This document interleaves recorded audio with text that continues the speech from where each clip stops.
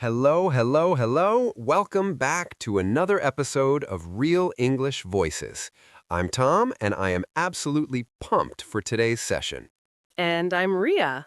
Tom, you are always pumped. But honestly, today is special. We aren't just teaching textbook English today, are we? Not at all. We are throwing the textbooks out the window. Today is about the real stuff, the stuff you hear in coffee shops, in office break rooms, and dare I say, when people are gossiping behind your back. Ooh, scandalous. But you're right. We are breaking down a conversation between two friends catching up on their daily lives. It sounds simple, right? How was your day? It sounds simple, but let me ask you listeners right now. When someone asks, "How was your day?" Do you freeze? Do you just say, "It was good," and stop talking? I think a lot of our listeners do that. They get stuck. They don't know how to transition from "it was good" to actually telling a story. Exactly. So today, we are going to fix that. We have a dialogue packed with idioms, phrasal verbs, and those little natural connectors that make you sound like a native speaker. We're talking about work stress, funny mistakes, pet disasters, and getting caught in the rain. Universal experiences, right? Absolutely. But before we get to the main event, Ria, we need to arm our listeners. We need to give them some weapons. Vocabulary tools. Let's call them tools, Tom. Weapon sounds a bit aggressive. We have two major phrases you need to know before we start the story. The first one is a classic. Spill the beans. Spill the beans. It sounds messy. It does, but it has nothing to do with food. To spill the beans means to reveal a secret or disclose information that was supposed to be kept private. Okay, give me a scenario. Paint a picture for me. Okay, imagine this. You are planning a surprise birthday party for your best friend Sarah. Everyone knows it's a secret, but then, Tom, you go and talk to Sarah. I didn't do it. In this hypothetical scenario, you say, "Hey, Sarah, I can't wait for your surprise party on Friday." Oops, you just spilled the beans. You let the secret out. Ah, I see. So it's usually accidental, or can it be on purpose? It's often accidental, like a slip of the tongue, but sometimes, in a police interrogation movie, they might say, "Come on, spill the beans," demanding the truth. Got it. So spill the beans equals tell the secret. I love that. Okay. What is our second power phrase for today? The second one is perfect for right now because I'm actually feeling a little tired. It's hit the sack. Hit the sack, like punch a bag? No, no punching involved. Hit the sack is a very casual, very common way to say go to bed or go to sleep. Oh, I've heard hit the hay before. Is that the same? Exactly the same. It comes from the old days when mattresses were literally sacks filled with hay. So at the end of a long day, you would literally hit the sack of hay to go to sleep. That sounds uncomfortable, but the phrase stuck. So if I'm exhausted after recording this, I can say, "Guys, I'm done. I'm going to hit the sack." Perfect usage. Okay, so we have spill the beans and hit the sack. Keep those in your pocket. But Tom, before we play the conversation, we need to do a little real English voices warm-up.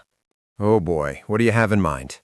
Well, the characters in our story today talk about funny mishaps, embarrassing moments. So I have to ask, what is the funniest or most embarrassing thing that happened to you this week? Oh boy, why do you always do this to me? Okay, let me think. Where do I even start? Come on, spill the beans. See what I did there? Okay. So I was at the grocery store on Tuesday. You know, that fancy one downtown? Yeah, the one with the overpriced cheese?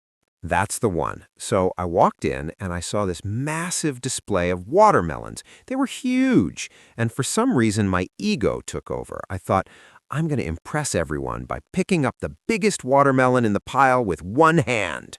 Oh no, Tom. Those things are heavy. I know, but in my head, I was like a superhero. So I reached out, grabbed this monster of a fruit, and lifted it. For about half a second, I looked cool. And then? Gravity won, Ria. Gravity always wins. My wrist gave out, the watermelon slipped, but I tried to catch it with my knee. It was this weird dance move. The watermelon salsa. Exactly. I basically kicked the watermelon, lost my balance, and toppled over into the display. I didn't break the melon, thankfully, but I was lying on the floor, surrounded by fruit. Sympathetic laughter. Did people help you? Eventually, after they finished laughing, an old lady looked down at me and said, "Honey, use a cart next time." It was humiliating. Oh, Tom, that is classic. But honestly, I can picture it perfectly. You trying to look cool and ending up in a fruit salad. Well, that's my shame for the week. What about you? Please tell me you had a disaster too, so I don't feel alone. Well, I had a bit of an adventure myself. Mine wasn't clumsy, it was just oblivious. Oblivious. Do tell. So, I was running late for a meeting on Wednesday. I decided to walk because the traffic was bad. I thought, I'll take a shortcut through the city park. Good idea, right? Oh, usually, yes. Fresh air, trees. Right. So I have my headphones on, blasting music, looking at my phone. I turn onto the main path in the park, and suddenly I realize everyone around me is running. Like jogging? No, Tom, like racing. I had accidentally merged into a local 5K marathon. No way. You joined a race in your work clothes? Yes, I was wearing a blazer and holding a coffee cup, and people were cheering. They were clapping for me. I panicked, so I just kept running. You ran with them? I didn't know how to get out. There are barriers. I ran for like half a mile with these serious athletes. I was sweating in my blazer, trying not to spill my latte. Finally, I saw a gap in the fence and I just dove out. Clapping. That is amazing. You should have just committed. You could have won. Yeah, right. Woman in heels wins marathon. Maybe next time. See, listeners, this is real life. Watermelon disasters and accidental marathons. This is the kind of stuff you tell your friends. Exactly, and that brings us perfectly to our dialogue today. We are going to listen to two friends, let's call them John and Sarah, catching up just like we did. Instructional. Listen closely. You're going to hear about a work secret, a naughty dog, a cat in a washing machine, and a coffee shop mix-up. Focus. Try to catch, spill the beans, and hit the sack. And pay attention to the emotions. Are they stressed, happy, tired? Ready? All right, let's dive into the conversation. Here we go. Sound effect, coffee shop ambiance, or light transition swoosh. Role play dialogue begins. Tom and Rhea acting as the characters. Hey, long time no see. How was your day? Oh, it was pretty good, actually, but you won't believe what happened at work today. My boss finally spilled the beans about that new project we've been assigned. Really? The secret one? What's it about? It's a huge marketing campaign. Honestly, we've got our work cut out for us. It's massive. But I think it's going to be a game changer for the company. Wow, that sounds exciting and a little daunting at the same time.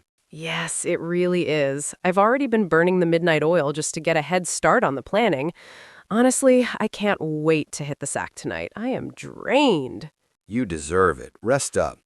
By the way, changing the subject, how's your dog doing? How's Max? Oh, Max, he's great. Although he did chew up my favorite pair of running shoes yesterday. Oh no, not the expensive ones. The expensive ones. I guess I should have taken him for a longer walk. He had too much energy. Classic Max. You know, sometimes I think you pamper him too much. He's spoiled. Guilty as charged. But look at his face. He's just so lovable. Oh, speaking of pets, did you hear about Sarah's cat? No, what happened? Apparently, her cat decided to take a nap inside the washing machine. What? Yeah, she almost started the cycle with the cat inside. She saw the tail move at the last second. Talk about a close call. Wow, that is terrifying. Cats really do get into the strangest places. They really do. Anyway, enough about me. What about you? How was your day? Pretty uneventful, to be honest. Just the usual grind. Although, I did have a bit of a mix-up at the coffee shop this morning. Oh? What happened? Well, I ordered a regular latte, but they gave me a mocha instead. It wasn't until I took a huge sip that I realized something was off. It was chocolatey. I mean, it was delicious, right? Oh, absolutely. I didn't complain. I mean, chocolate and coffee, that's not too bad. At least I got a free upgrade. True. I guess it was a win-win situation. It was. But then, karma got me. On my way home, I got caught in that sudden storm without an umbrella. I was soaked to the bone by the time I got to my car. Ugh, sounds like one of those days.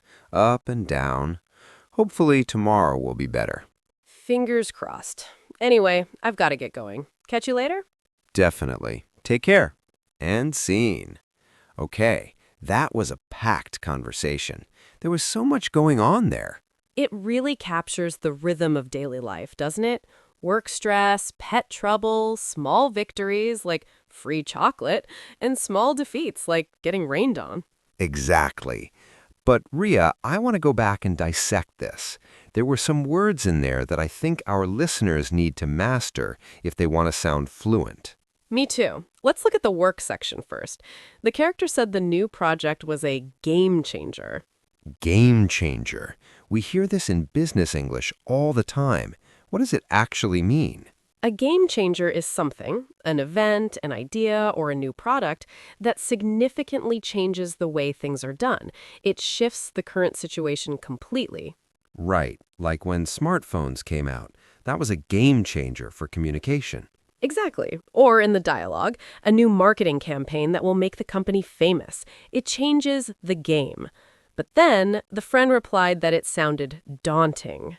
Daunting. D-A-W-N-T-I-N-G. That is a fantastic adjective. It is. When something is daunting, it means it seems difficult to deal with. It feels intimidating. It makes you feel a little small and overwhelmed. I relate to this. Moving to a new country is daunting. Learning a new language can feel daunting at first. Public speaking, standing in front of 500 people, that is daunting for almost everyone. So if our listener has a mountain of homework to do this weekend, The amount of homework is daunting. Exactly. It's that feeling of, oh my gosh, how will I finish this? transitioning, and because the project was daunting, the character said she had been burning the midnight oil. This is such a visual idiom. Imagine an old oil lamp. We are going back in time again. We are. Before electricity, if you wanted to work late at night, you had to burn the oil in your lamp. So burning the midnight oil simply means working late into the night. Does it have to be for work? Can I burn the midnight oil watching Netflix? Technically, no. I mean, people might understand you, but the phrase implies effort. You burn the midnight oil studying for exams, finishing a report, or working on a project. You don't burn the midnight oil partying. Got it. It implies productivity, hard work past bedtime. Okay, let's move to the pets. The friend said Max, the dog, chewed her shoes because she pampers him too much. Pamper. Pamper. This is a lovely word. Is it positive or negative? It's usually positive, but it can have a negative side effect.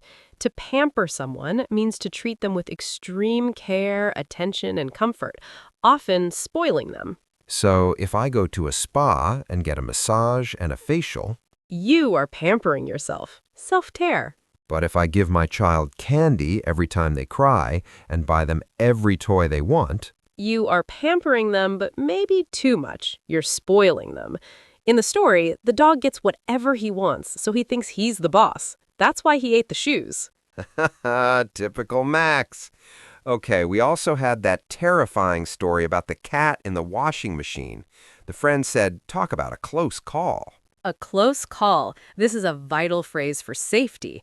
A close call is a situation where something bad almost happened, but didn't. Like if you were driving and a car almost hits you but misses by an inch. That is a close call. Or if you almost leave your passport at home before a flight, but remember it at the front door. Close call. I have too many of those. Okay, let's look at friend A's day. He said his day was uneventful. Uneventful. Unevent. Full. Literally no events. It means boring, right? Not necessarily bad boring, just routine. Nothing special happened. No drama, no excitement. How was your flight? It was uneventful. That's actually a good thing for a flight. You don't want an eventful flight. Very true. An eventful flight means turbulence or crying babies. Uneventful is smooth. But then he had a mix-up at the coffee shop. A mix-up. This is a casual noun for a mistake caused by confusion. So the barista heard mocha instead of latte. That's a mix-up. Right. Or if two people grab the wrong suitcases at the airport because they look identical, that's a mix-up. It implies it wasn't malicious. Nobody was trying to be mean. It was just confusion. Agreed. And finally, the poor guy got caught in the rain. He said he was soaked to the bone. Ooh, I hate that feeling. Does it literally mean his bones were wet?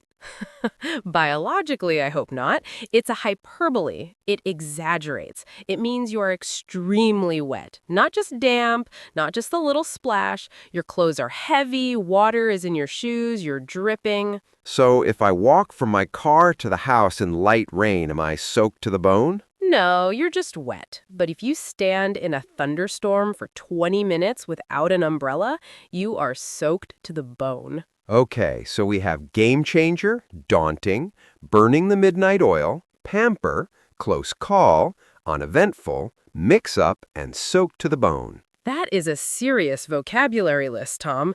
If our listeners can use even 3 of these in their next conversation, they are going to sound so much more advanced. That's the challenge, guys.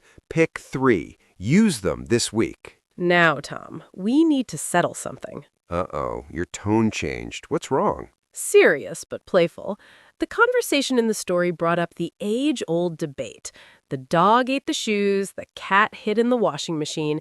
It begs the question, are you team dog or team cat? Oh, that's easy. I am 100% team dog, no question. Really? Even after the shoe-chewing incident in the story? Yes. Look, dogs are loyal.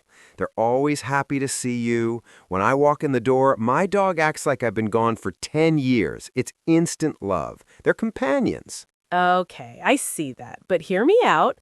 I think that cats are actually better pets for modern life. Why? Because they ignore you? No, because they're independent. They're low maintenance. You don't have to walk them in the rain so you won't get soaked to the bone. They clean themselves, and when a cat does choose to cuddle with you, it feels special because they don't do it for everyone. Okay, the low maintenance thing is a good point. You can leave a cat alone for a weekend. You can't do that with a dog. Exactly. And cats are quiet. Dogs bark at the mailman, at the wind, at their own shadow. But that's protection. They're guarding the house. Plus, you can't take a cat for a hike. You can't play fetch with a cat in the park. Dogs get you out of the house. They keep you active. True, if you want a workout buddy, a dog is better. But cats are hilarious, like the washing machine story. Cats are weird. They fit in boxes, they chase laser pointers, they're endless entertainment. They are weird, I'll give you that. But give me a golden retriever any day. I need that unconditional love. And I guess that's what it comes down to. Do you want a toddler who loves you, a dog, or a moody roommate who is sometimes nice, a cat? That is the best description I have ever heard, a moody roommate. So listeners, we need your help to settle this. Go to the comment section right now. Are you team dog or team cat, and why? And if you have a funny pet story, like a shoe disaster or a washing machine close call, share it. We want to read them. All right, Tom, I think we've burned the midnight oil enough for one episode, even though it's daytime. We have. We've spilled the beans on all the vocabulary. Thank you so much for tuning in to Real English Voices. Remember, fluency isn't about knowing every word in the dictionary. It's about being able to tell your story. Don't be afraid of the mix-ups. Don't be afraid of the daunting conversations. Just get out there and speak. We'll see you in the next episode. Take care, everyone. Bye. Music fades out. Post-podcast analysis segment, optional for extended learning. Tom, wait, don't click away yet. Ria, are you still there? I'm still here, Tom. What's up? I was just thinking about that fluency builder section we did. I feel like we could give them one more tip on pronunciation for those phrases. Oh, that's a great idea. Bonus round. Let's look at soaked to the bone. Notice how we say it. We don't say soaked to the bone. It's not robot talk. Right, it flows. Soaked to the bone. The to the almost becomes to the. Soaked to the bone. Soaked to the bone. Listeners, try that. Connect the words. And with hit the sack, the T in hit connects to the TH in the. It almost disappears. You don't say hit the sack, you say hith sack. Hith sack. It sounds like one word. That is the secret to sounding fast and natural. Linking words. It's a game changer. See what you did there? Okay, now we are really done. Go practice. Bye for real this time.